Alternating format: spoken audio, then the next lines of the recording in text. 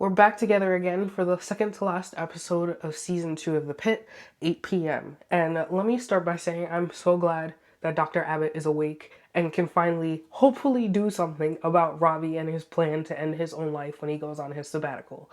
Anyway, let's jump into what happened with the rest of the episode because there's a lot and I took so many notes. Robby walks in to find Dr. Javadi filming a TikTok, which is a huge no-no for any workplace, but especially doing so in a hospital where you're concerned about patient safety and privacy laws.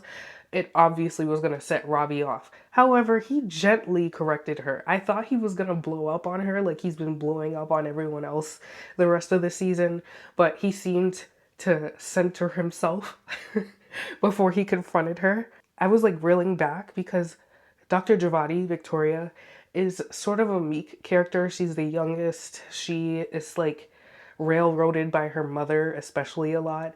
So she has some confidence issues, but she stood up for herself with Dr. Robby, which takes a lot because we've seen Robby blow up. It's very intimidating. But she basically tells him, like, I understand they didn't have cell phones back in your day. And I was like, oh, I think I like this new side to her. But Robby was just like, he still remained calm. And he was like, first of all, they did have cell phones in my day. I do know what TikTok is. Still is inappropriate for you to be doing this here. And he walks away. Now, continuing on with the episode, we'll circle back to that situation in a second. Continuing on with the episode, we see the retired nurse, Monica, leaves. Finally, I didn't like her. She kept giving these subtle looks that I've been seeing people speculate that maybe she's like discriminatory. She's like part of the old guard of nurses that got the job done. Like they're great at their jobs, but they have certain personal views that can be harmful. I kind of wish they explored it a bit more, but maybe it's good that they kept it so subtle because racism isn't always out loud, especially in the workplace. It can be microaggressions. It's certain looks, certain actions. I may be satisfied with how they left her off. As long as she's gone permanently, I don't want to see her ever again. Anyway, now next Dana tells Abbott, who's now awake for his shift, about her bad feeling about Robby. And I'm glad Dana put aside her own feelings over her fight with Robby and shows that she still cares about him enough to bring his best friend's attention to his behavior.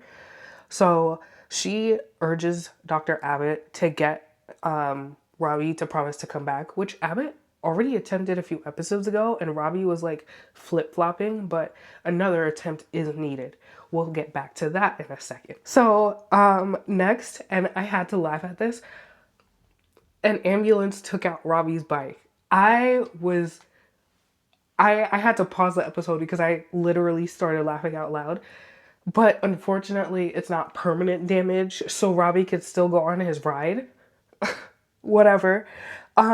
Anyway, Robby tells his friend, I think his name is Duke, about his diagnosis, which we already, if it wasn't obvious before, we knew it wasn't going to be a good diagnosis. Basically, the surgery that Robby is describing his friend has to have sounds so scary because they have to stop his heart for a bit during the surgery. If I were him, I would be losing my mind. He's obviously reeling from this news. He doesn't know how to process it or if he wants to go forward, which is completely understandable. But how I know he's a real friend to Robby is that he somehow is able to take in what Robby is saying, promise to think about it and his next steps, but still check on his friend. So he offers to look at his bike for him because that's how they're friends. I guess they ride together. And he tells him the damages are just cosmetic. It can still ride. However, I really want to know why you're so eager to drive off into the sunset. What's the rush here? Are you planning to come back? And while I was expecting this speech to come from Dr. Abbott, I'm glad to see Robby has other friends in his life that recognize he's struggling and are good enough friends with him to confront him about it. Because I feel like the sign of a good friend is being willing and able to have difficult conversations with you and force you to look at yourself. Now, the scene cuts to a new scene with Dr. Mohan, who looks like she's been beaten up. Like she just looks like the world is on her shoulders. She's sitting in the room with that patient Orlando who left without his full treatment and medication and fell and hurt himself, and he's in a coma, and she's watching his wife cry over him. And I felt so bad for Dr. Mohan. Now, I don't know if this is true, but I heard a rumor that actress is not coming back next season, so we may be losing Dr. Mohan. I hope I'm wrong. I hope that is just a rumor, because she's such a strong character, and I wanted to see her come back from this, especially since she and Robby have so much in common.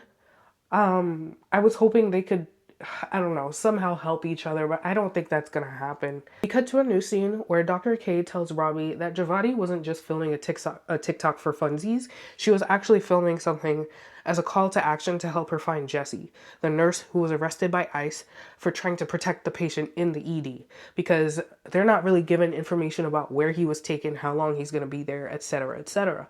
Super concerning, not only in the show but in real life. Just someone could be spirited off and you don't know where they are or when they're coming back or what's happening to them. But Robby acknowledges what Dr. K says, but Robby, I don't think is the time to apologize for stuff, so I don't expect he's gonna go apologize to Javadi. And Javadi seems to have been able to hold her own in that argument anyway. So I think she's gonna be fine. We go back to Dr. Mohan, where Robby is asking her how she's doing and tries to assure her that what happened to the patient, Mr. Orlando, is not her fault. What's crazy is that he says it's Orlando's fault for not jumping from a higher spot. And I actually put this in quotes. He said not choosing a higher spot to jump from.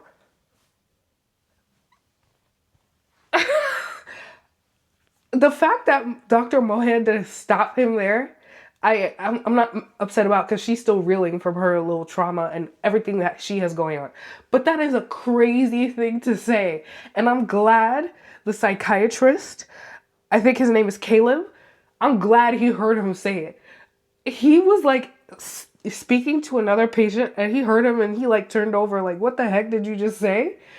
That is an insane thing for anyone, especially a doctor, to say. Like, he should have tried harder to finish the job.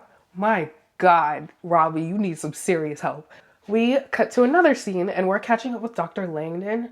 And unfortunately, you remember how in season 1, he mentioned he got addicted to his pills because of his back pain. Now that he is cutting, drugs cold turkey, his back pain is bothering him while he's taking care of patients, which is unfortunate. But I am kind of interested to know how he's going to navigate that. How do people who have suffered from addiction navigate their pain issues going forward? Because having anything ingested is just going to make you backslide, right? So do you just suffer through the pain? That's really sad. I know I make it sound light, but I'm actually really, really interested to know, like, how do you navigate that? He ends up having a surprising conversation with Whitaker. I've never seen Whitaker get angry with someone, but Langdon and Whitaker have this interaction where it's kind of like they traded places in Robby's life. Whitaker lets slip that he is watching Robby's place while he's away. And Langdon casually mentions, yeah, he's been to his place too. We're assuming that he has done this in the past for Robby, and now he's a little insulted Robby didn't ask him this time. And Whitaker snaps at Langdon because he keeps assuming things about him, calling him names. I don't think he was really trying to bully him, but he's assuming things by looking at him. People look at Whitaker and say he's a sick Victorian child. They look at him and make assumptions about him, and I think that pisses Whitaker off because he knows he is the only person who can know what he is capable of. And yeah, people can see him and have higher hopes for him, but when people put him down, it seems like it's starting to bother him seriously, and I'm glad he stuck up for himself. And Langdon is a big enough man to apologize for his assumptions too. So they end up, settling the little tension they have, but Langdon has to see now, like, and I'm sure it hurts a lot that Robby has at least emotionally replaced him with Whitaker for the time being. Caleb, the psychiatrist, catches up with Robby to confront him about what he said about Orlando, like he should have tried harder to... Insane. I can't even say that again. But he tells him to keep his number handy and he lets him go. I was like, that's all the intervention we're gonna do? Robby has been showing other signs. I'm sure you can't pull him in on in involuntary like psych hold. I'm sure he isn't. I guess you can't do that because he hasn't shown he's actually gonna do it. But just to tell him to keep your number handy, like there's nothing else we can do. Like, how many people Robby like have to talk to Robby and tell him this before we do something else? This is so hard because what can you do? What can you do? I really thought that was letting him off easy, but I guess you really can't force an intervention here. This last episode after this is gonna drive me wild. I already know. So, back to Robby's bike and Duke, who was checking it over. Like I said, it only had cosmetic damage, like, unfortunately, so he can ride off into the sunset and do whatever. But Duke offers to, like, fix it for him. He wants him to stay around longer. And Robby's like, nah, it's fine.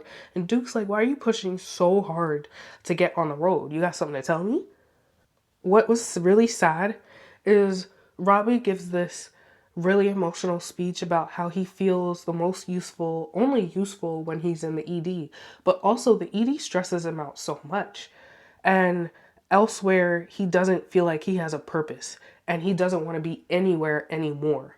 Blatantly saying he doesn't want to be alive anymore. Unfortunately, their conversation gets interrupted by another ambulance coming through. I like this show more than Grey's Anatomy because Grey's Anatomy, I know this doesn't make sense.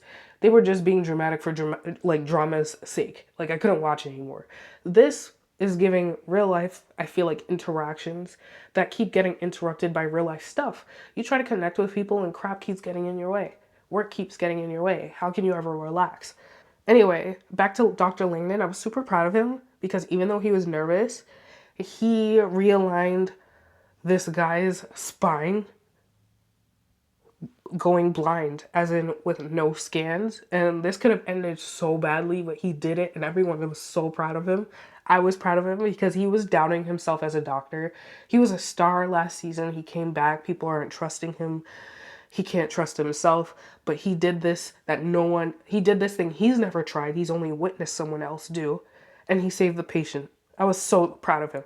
Anyway, it was like immediately darkened, like that situation when Dana reminds him he's late for his drug test. And I hope there's no, like, he's not penalized for this because you work in an ED. You can't keep appointments when you work in ED. You never know what's going to happen. Finally, that episode ends with Dr. Al-Hashimi asking Robby to look at a patient record for her and give his professional opinion. He's reading it and he realizes he's reading her records. Now, we don't have too much information from this, but it turns out she's been sick for years. Like, this is something she's had since she was a kid, but it's getting progressively worse. And it seems like she's having mini seizures. Like, and even though she's not down on the ground and seizing like that, she's having mini seizures where it causes her to just drift off for a bit. And we're expecting, I'm guessing by her reaction and Robby's reaction, it's gonna get worse. Now, what I liked is that she approached him saying, it's because I respect you that I'm coming to you with this. But based on the previews for the next episode, maybe she shouldn't have trusted him with this because he's gonna turn it around and try to get her kicked out of the ED over it. Now, I do not blame him. This is a dangerous place to be having seizures when you're supposed to be taking care of other people and guiding junior doctors. However, I hope he still is able to help her. I just hope somebody is able. All these people need help. There's not one doctor in there that does not need help. Okay? Anyway, let me know what you thought about this episode. Drop your comments. What do you think is going to happen on the last episode? And I will catch up with you next time.